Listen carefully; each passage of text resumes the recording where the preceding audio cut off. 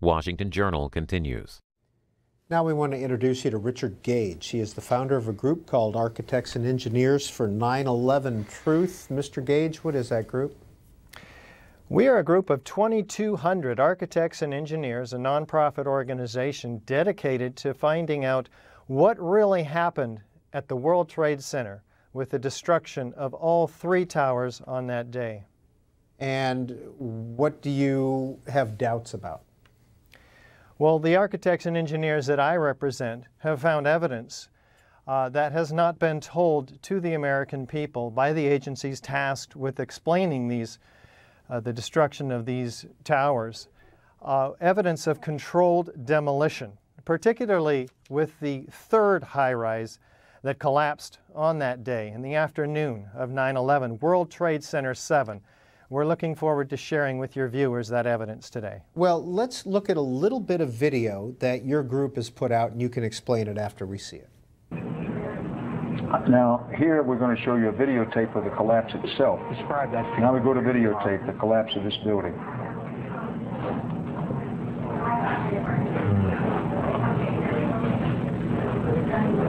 It's amazing.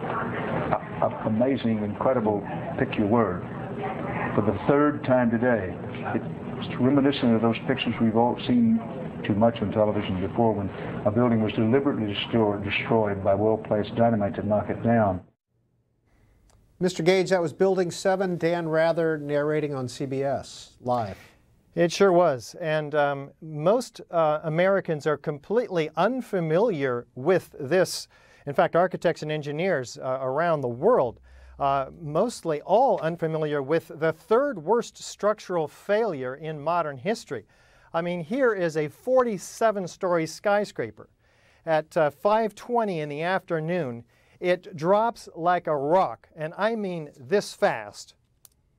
Free fall acceleration, straight down, uniformly, symmetrically, as you saw. Now, a building with 40,000 tons of structural steel cannot fall straight down like we saw due to normal office fires, the official reason given us by NIST, the National Institute of Standards and Technology, without all 80 columns on each floor being removed simultaneously and then synchronistically timed floor by floor. So, Peter, we've seen this like the old hotels in Las Vegas, and as our viewers just saw, it looks exactly like a controlled demolition. But NIST tells us, no, this came down due to normal office fires. So you can begin to see the problem right off the bat. Normal office fires have never brought down a skyscraper ever before. We have steel-framed, fireproofed skyscrapers for a very good reason, and they have protected our towers for a long, long time. So the 2,200 architects and engineers that I represent around the world in over 300 presentations now in 32 countries and 82 American cities, they present the evidence for the explosive demolition. And that evidence is seen not only in the videos of the buildings, but it's heard by the first responders who cite the explosions in this building's destruction, who cite the pools of molten iron flowing like lava, they say. And in fact, Leslie Robertson himself, the World Trade Center structural engineer, cites a river of steel flowing. Now, these are evidence of temperatures exceeding 2,800 degrees Fahrenheit. Office fires can't even get 1,000 degrees short of that. So we have a serious problem, very serious, in the accountability under the official story of those extremely high temperatures and evidence of molten iron, documented by FEMA itself in the first report, Appendix C, in the FEMA report, May of 2002, which documents hot sulfur corrosion. In fact, the author of that report, Jonathan Barnett, says the ends of the beams were partially evaporated. That takes 4,000 degree temperatures. The only thing that we're aware of that can create that is thermite. Thermite is an incendiary used by the military to cut through steel like a hot knife through butter. And there are patented cutter charges that do just that with thermite. So this is why we have to have a real investigation that looks at the evidence that NIST has ejected from the report after they came in 2004 and threw away the FEMA report. Now, Richard Gage, NIST is National Institute of Standards and Technology, is it? I believe? That's correct. Yes. You're talking about their report. Now, you question the falling of Building 7, the way it fell. Are you questioning how the Twin Towers fell as well? There are very serious questions about the Twin Towers. Once we look at World Trade Center 7, which most people don't know anything about, and see how obvious the freefall symmetrical destruction is, and how that matches exactly a controlled demolition, and how the official story cannot possibly be true, we're ready then, maybe, to take a look at the other subject that you bring up, the Twin Towers, with a little bit more of an open mind, because most of us feel like we know how the Twin Towers came down because we have been given the official story. Most architects and engineers don't even question the story that NIST has provided. When they do, however, see the evidence in the Twin Towers, like Building 7, they do end up agreeing with us by a show of hands, overwhelmingly, and many of them sign our petition. Again, 2,200 architects and engineers now demanding a real investigation. So that evidence is certainly available in the videos. For instance, of the North Tower, we're told that this upper block of 10 stories, 15 stories above the point of jet plane impacts in the North Tower, that upper block drove the rest of the building down to the ground. We have a few problems with this story, however. Chiefly, that's not what the videos show whatsoever. That upper portion is destroying itself before there's any downward motion to drive the rest of the building down to the ground. In the first 4 seconds, it's completely destroyed, liquefied, if you will. The structure is completely shattered. There's nothing left to drive the rest of the building down. And yet what we see after 4 seconds is exactly what the first responders are describing, hundreds of them, in the oral histories taken and documented by Thomas von Essen, the fire commissioner. They say, pop, pop, pop, all the way around like a belt, all these explosions. They're describing explosions, they're hearing explosions, they're explosions throughout the building, yet none of these hundreds of eyewitness testimony of explosions are included in the official report. But what we see is, like they describe, a belt. All these explosions laterally driving 4-ton perimeter wall sections, structural steel sections, laterally 60 miles an hour in every direction, landing 600 feet away. Isolated, freely flying structural steel sections.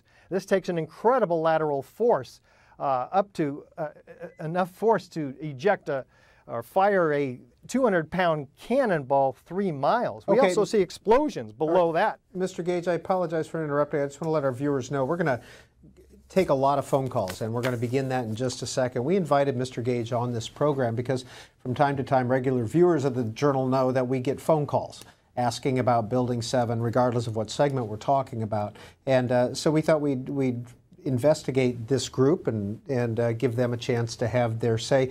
And I want to start with this tweet, Mr. Gage, and it kind of goes to the why. And this is Jim at Lake Gaston. Who gains from this building falling? Why would someone want to demolish it? I think criminal investigators who are trained at looking for suspects in such massive criminal controlled demolitions like these obviously were, have to be employed to look at the means, the motive, and the opportunity. Who benefited? Cui bono? These are the questions that enterprising journalists and criminal investigators should be asking, but in large measure are not for whatever reason. The architects and engineers for 9/11 truth are tasked with the what. And those questions you ask, why, have to also be answered by those who are trained to find suspects with motives and find the motive too. Let's take some calls, Mr. Gage. Max in Milford, Indiana. Please go ahead. Hello. Thank you, C-SPAN, for having Mr. Gage on to tell the inconvenient truth about 9/11, because our whole foreign policy and much of our domestic policies today are all based on 9/11. And there are so many questions to be asked and answered about 9/11, like, where is the airplane debris at Shanksville, Pennsylvania? Where are the 4 black boxes from the airplanes? Why did the Bush administration fight an investigation? Why did the 47-story World Trade Center Building 7 collapse? Why were military and political people told not to fly? Who scheduled the hijacking war games on 9/11? Where was NORAD? Who told them to stand down? These are just a few of the questions that need answering. Thank you. Well, I agree with the caller. These are some serious and very important questions that Americans, millions of them, are asking, but not getting enough airtime. And we appreciate C-SPAN's dedication to journalism and finally focusing on this subject, because after all, 2 wars were started as a result of 9/11. We've lost 6,000 soldiers, 1 million people in the Middle East have been killed in these wars in Iraq and Afghanistan. We've lost precious civil liberties through legislation, and our economy has been wrecked. If there's any question about what happened at the World Trade Center and the other questions the caller is asking about, then we've got to have a real investigation. Richard Gage, next call for you comes from Alice in Morganville, New Jersey. Hi, thank you.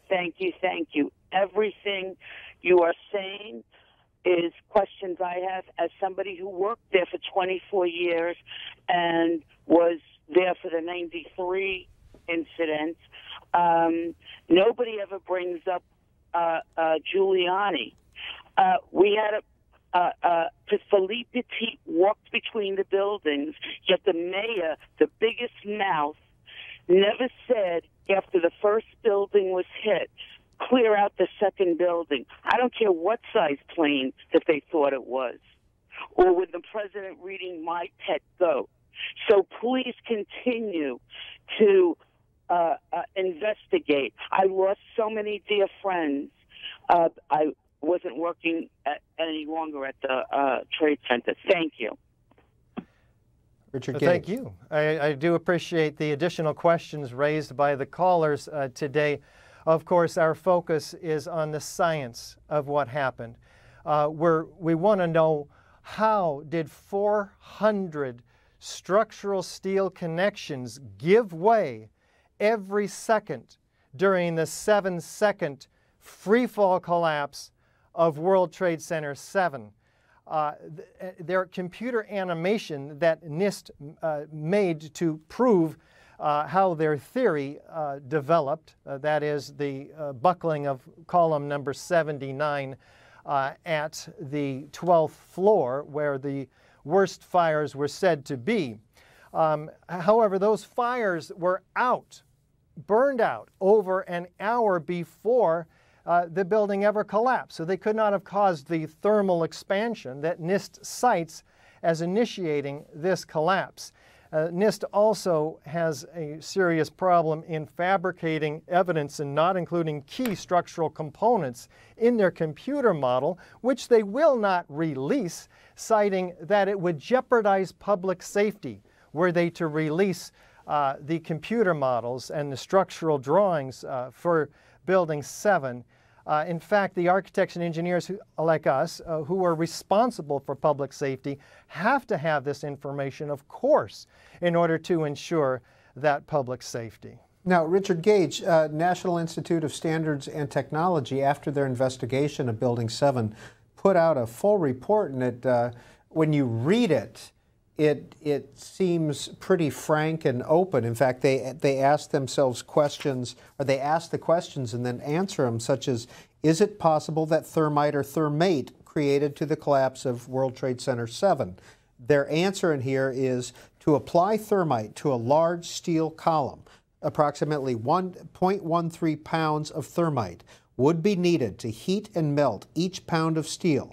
For a steel column that weighs approximately 1,000 pounds per foot, at least 100 pounds of thermite would need to be placed around the column, ignited, and remain in contact with the vertical steel surface as the thermite reaction took place. This is for one column. Presumably, more than one column would have been prepared with thermite if this approach were to be used.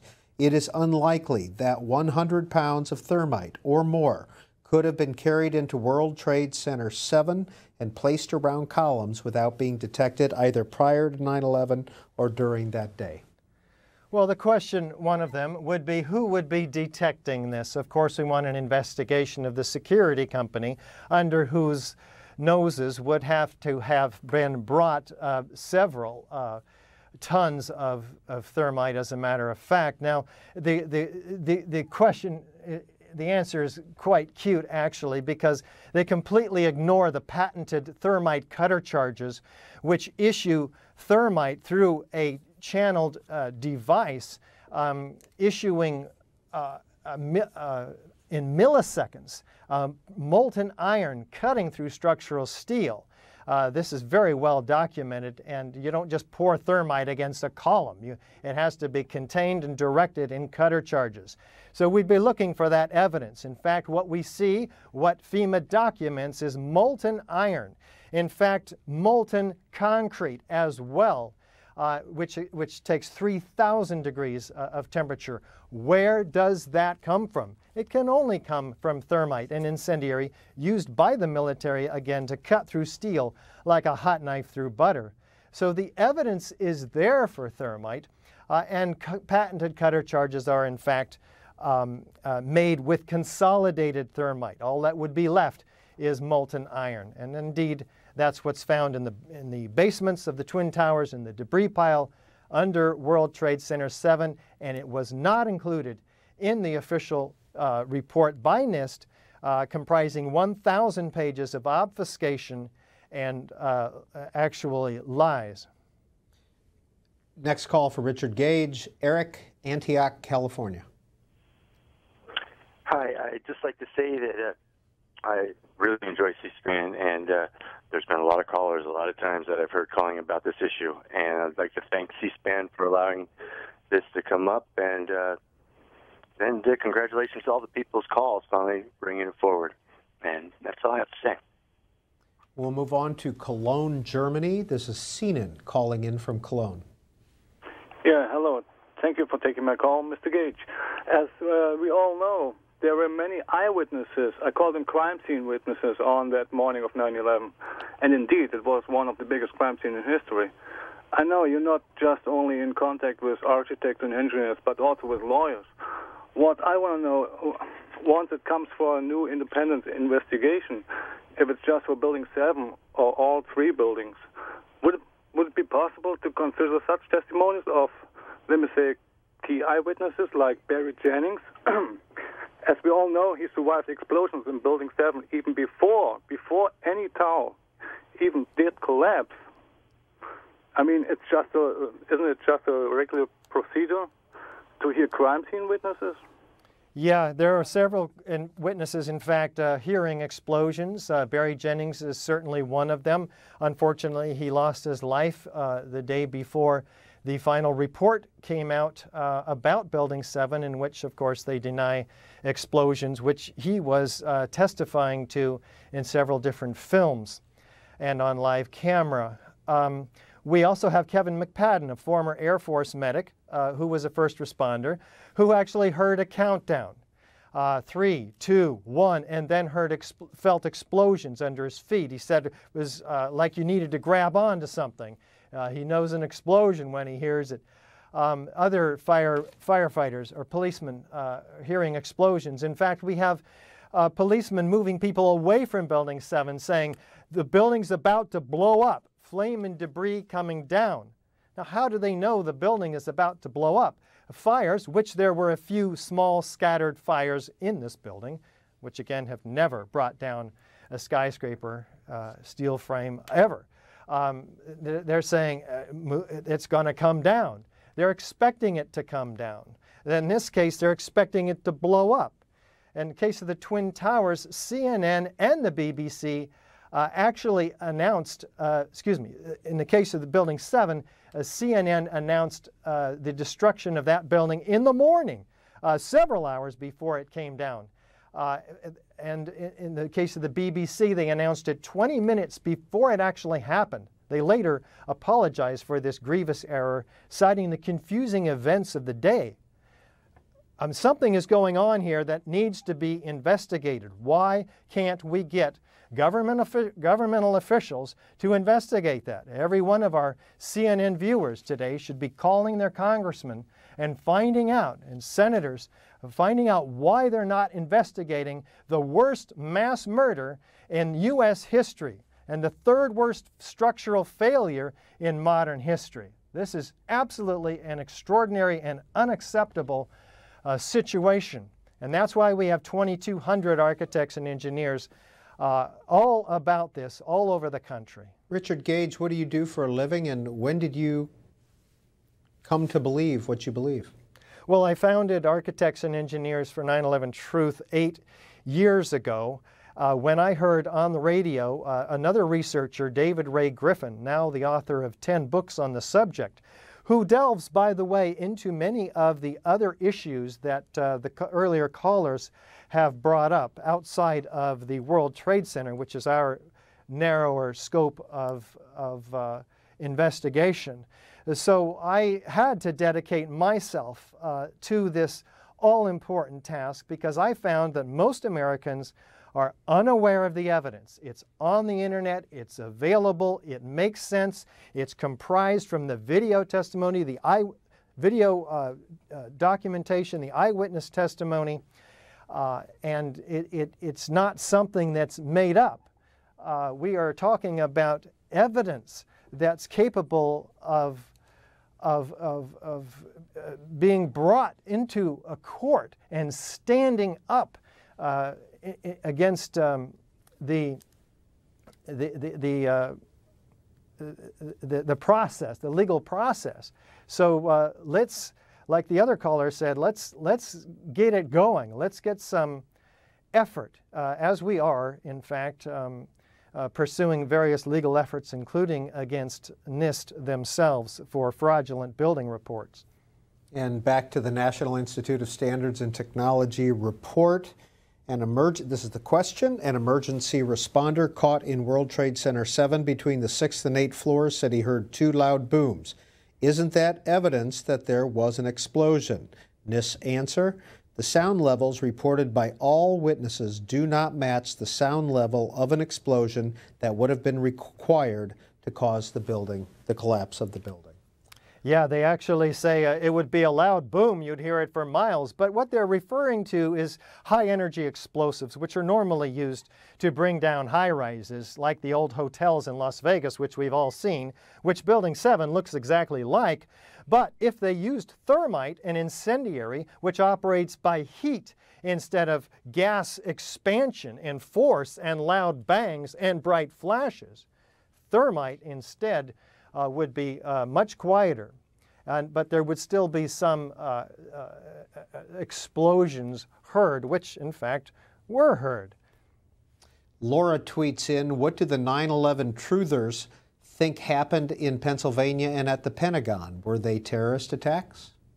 Well, the researchers such as David Ray Griffin, who have looked into these matters, have found serious questions that also require a real investigation. And we're talking about a real investigation which offers immunity to bring forth witnesses, a subpoena power to force them to come forth, that looks at all the evidence with an open mind and with the scientific method. When we get such an investigation that we can actually trust, unlike the 9/11 Commission, by the way, which at least two of those members said that they were set up to fail by the Bush administration. One of them, Max Cleland, resigned, citing this as a national scandal. This is pretty extraordinary evidence. In fact, the attorney for the 9/11 Commission, John Farmer, cited that there was a decision at some point not to tell the American people the truth. The American people deserve the truth, Peter. Mike, Safety Harbor, Florida. Go ahead. Yes, good morning, C-SPAN. First of all, Mr. Gage, I just want to give you the utmost compliment. You're a true American hero, and my hats are off to you. The very first caller was right when he listed the lengthy list of anomalies. The science for the destruction of the Twin Towers through explosives such as nanothermite is there. It's overwhelming. I personally have spent hundreds of hours of my personal time going over various information through Shanksville, the Pentagon, as well as the Twin Towers.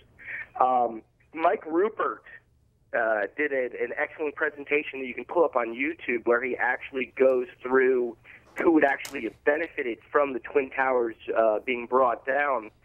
He discusses topics of insider trading that went on that day through the various airlines. He talks about defense contracting. There's a lot of things that he touches on that have a lot of credibility. The one thing we need to stay away from is partisanship, because until we can prove who actually is involved, we should try to avoid dropping large names because it's counterproductive. Although I do believe the way you do, there's a lot of questions that the Bush administration needs to answer.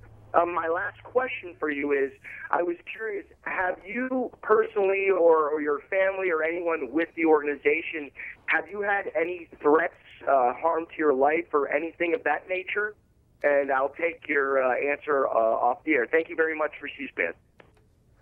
I'm delighted to say that I have not had any problems with threats, and I'm eternally grateful for that. I don't need that in my life. I'm just a normal, everyday architect and person who is very concerned about our country. As an American, I am deeply disturbed about the state of affairs when a deception on the scale of these 3 criminal-controlled demolitions can occur, and most Americans, certainly not all, fortunately, have been deceived. And most of our elected representatives are unwilling to tackle the very serious issues before them, such as the finding of nanothermite, which the caller mentioned, in the World Trade Center dust. Small red-gray chips, tons of them altogether, found by an independent team of scientists led by Niels Harrit in Copenhagen, with nanoparticles of iron oxide and aluminum powder embedded in them. Very clearly the most advanced materials made in extremely sophisticated Defense Department contracting laboratories. This material should not be found in all the World Trade Center dust, and yet there it is, and unexplained by the official analysis of the dust samples by R.J. Lee and the USGS, which, by the way, also found evidence of molten iron in the dust, which cannot be accounted for by the official story. Of course, jet fuel, office fires can't possibly account for temperatures exceeding 2,800 degrees. Office fires can't even get up to 1,800 degrees. From the NIST report, some people have said that a failure at one column should not have produced a symmetrical fall like this one. What is NIST's answer to those assertions? World Trade Center 7's collapse, NIST says, viewed from the exterior, most videos were taken from the north, did appear to fall almost uniformly as a single unit. This occurred because the interior failures that took place did not cause the exterior framing to fail until the final stages of the building collapse. The interior floor framing and columns collapsed downward and pulled away from the exterior frame. There were clues that internal damage was taking place prior to the downward movement of the exterior frame. Here's another one of NIST's cute answers to an extremely difficult question. You cannot have the interior of a 47-story, 40,000-ton structural steel frame fail without pulling in the side of the building and causing massive warpage on the exterior perimeter structural steel system. It can't happen. They're talking, once again, in their computer models, which betrays their own theory, that we have 400 structural steel connections that have to fail in their computer models in order to get that interior to fail, and then the exterior. We don't even have massive window breakage on the exterior. It can't happen. In fact, what does happen is the penthouse drops, the main penthouse, a half a second prior to the overall. So just half a second prior, the penthouse drops, then the overall building drops again. How fast? Free fall acceleration. That fast, 7 seconds. Total structural shattering of the entire structural steel system, beam from column almost. So this can't happen unless all of those are compromised. See, when you have a pile driver that's driving the rest of the building down, it's doing work. In this case, it's falling at free fall, meaning all of its energy is transferred to kinetic energy or motion. There's no energy left to do any work, such as driving the rest of the building down to the ground. That work has to have come from another force. Again, that force is most likely thermite incendiaries, for which we have the evidence in the rubble pile. John, Jonesboro, Georgia, go ahead with your question or comment for Richard Gage. Yes, Mr. Gage, I have a couple of questions. Where did you get your degree in architect? Also, what engineering degrees do you hold? And I would like to personally know when your book is out. I've been a steel worker for 50 years, and I can assure you that all the centrifugal force and the downfall and this and that, hey, if you put enough weight on a building, it's like, you got a paper building. You drop a 5-pound weight on it and see if it'll crush it. So yeah, well, I appreciate that. I went to you. Just a second, Mr. Gage. For the book. Thank you. Oh, thank you. Go ahead. I appreciate that. I went to the University of Southern California in 1986. I had my degree and licensed in 1988. A member of the American Institute of Architects, and we have more than 70, I think 80 now, structural engineers signed on. In fact, there are some high-rise structural engineers. There's several, at least a dozen, high-rise architects, experienced architects in these buildings that have attested to the fact that you cannot have a 40,000-ton structural steel system and not a paper building fall at free fall. I mean, we're talking about 80 columns. In order to have this building fall symmetrically, all 80 columns have to be severed virtually at once. You tell me as a steel worker how that happens, and I'll tip my hat to you. Daniel, Atlanta, good morning. Good morning. This is Daniel Bland. I joined the Army 3 months after 9/11, a decision that nearly cost me my life when a rocket-propelled grenade impacted 15 meters behind me.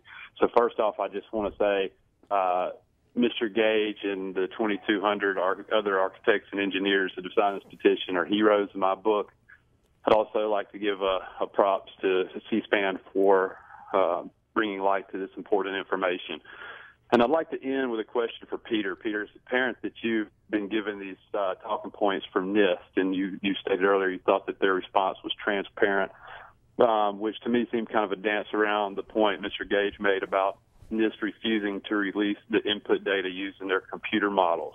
I would love to hear your comment and how you think that's transparent and how it serves the interest of truth and finding out what really happened so that we can end these wars that are killing innocent people around the world to this day. Thank you. Thank you, Daniel. Mr. Gage, 2,200 architects and engineers signed on. How many architects and engineers are there registered with AIA and these other groups? How many are in the U.S.? What we've found is that most of them, and I think there's about 80,000 in the American Institute of Architects, most every one of them, first of all, are unfamiliar with the evidence, particularly World Trade Center Building 7. And this is the third worst structural failure in modern history, and yet architects and engineers are not familiar with it. So when we travel, we get them in our audiences, and just like lay people in the audience, they end up agreeing with us by an overwhelming majority. I mean, like 90 to 100% of them when they see this building coming down, which, by the way, they can see also on our website, ae911truth.org. That's ae911truth.org, on which people can see the building coming down and, of course, in the exact manner of classic controlled demolition. So the problem is, A, architects are expressing opinions, a lot of them, and engineers, before they see the evidence. Those opinions are uninformed. You have to see the evidence to have an informed opinion. When they do, they end up agreeing with us. I think that's extremely important. It's also telling, why are they not informed? Why hasn't other media outlets such as CNN, MSNBC, CBS, etc., shown the World Trade Center Building 7 to the American people? Why haven't the American Society of Civil Engineers and the American Institute of Architects educated their own professionals about the third worst structural failure in modern history? Why are they so uninformed? I think these questions are extremely important as well. We're doing our best, of course, but until we are communicating with the leadership of the American Institute of Architects directly now, and expecting to educate the 80,000 architects in the membership that I belong to. So I think that'll make incredible headway toward the problem that you're citing, Peter. And Richard Gage, let's close with this question from Boring File Clerk. It's tweeted in. I've asked it once and will ask it again. What is your theory about what happened, and why do you think it happened? The scientific evidence shows that incendiaries, and in the case of the World Trade Center Building 1 and 2, the Twin Towers, thermite and nanothermite and high-energy explosives, most likely, brought these towers down in an explosive controlled demolition. In the case of World Trade Center 7, a classic implosion. In the case of the Twin Towers, a very explosive event. This is what the evidence shows. It's very clear and overwhelming.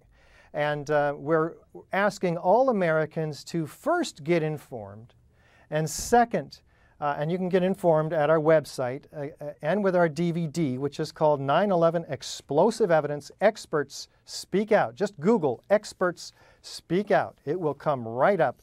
And once people are informed, they can tell others, because this is a grassroots organization largely, operating because of what amounts to a censorship on the part of most mainstream media. We praise C-SPAN for having the courage to bring forth the evidence on this morning's show.